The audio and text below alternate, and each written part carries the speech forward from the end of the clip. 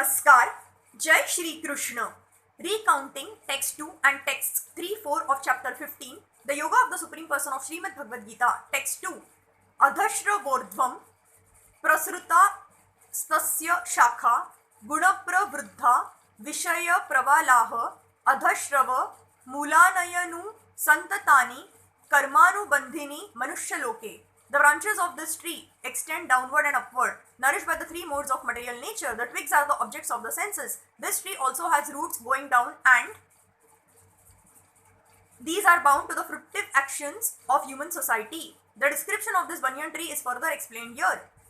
Its branches spread in all directions. In the lower parts, there are variegated manifestations of living entities, human beings, animals, horses, cows, dogs, cats, etc. These are situated on the lower parts of the branches, whereas on the upper parts are higher forms of living entities, the demigods, Gandharvas, and many other higher species of life.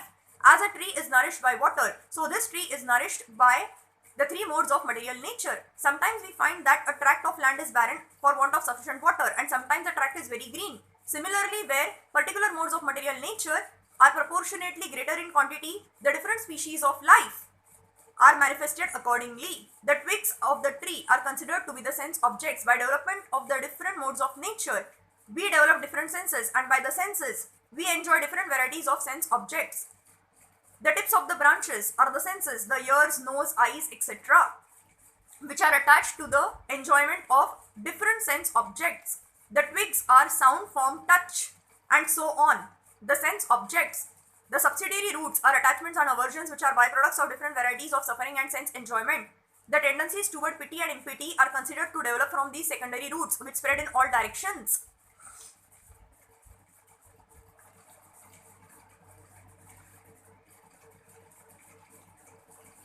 The real root is from Brahmaloka, and the other roots are in the human planetary systems. For one who enjoys the results of virtuous activities on the upper planetary systems, he comes down to this earth and renews his karma or fruitive activities for promotion. This planet of human beings is considered the field of activities. Texts 3-4. Na rupam seha tathopalabhyate nanto na chadirana cha samapratishtha ashvattamenam suvi रूढ़मूल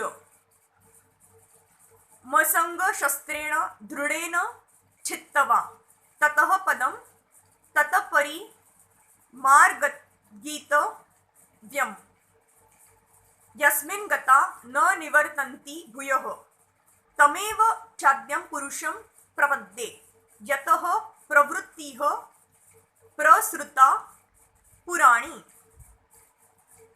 The real form of this tree cannot be perceived in this world.